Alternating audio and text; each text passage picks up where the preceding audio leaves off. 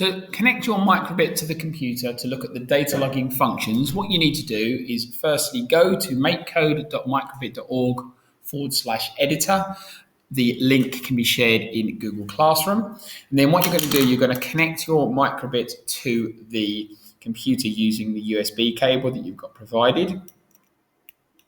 Once you've connected your microbit, a red light will appear on the back to show it's connected. Then what you're going to do is you're going to go to the gear symbol up here. You're going to click Connect Device, and then you are going to follow these instructions.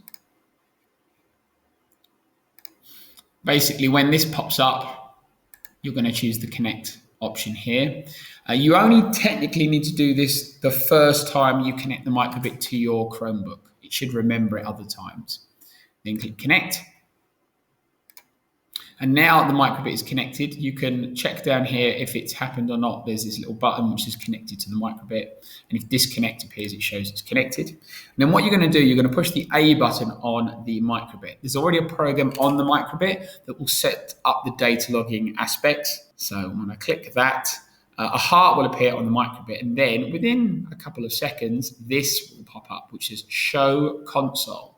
And then if I click on this, it will show the live data that's coming from the microbit. So you'll see a graph that's being created up here, and you're going to see the actual data here. So this is collecting 3 pieces of data. I wonder if you can work out what they are. So one of them is the light level. So if you cover it, that's the line that's moving right now. The red line is the sound, and the purple line is the time. And the line that seems to be staying the same is the temperature. If you want to stop the graph for any reason, you can click the pause button and it will stop collecting the data. Once you're finished, you can just unplug the microbit.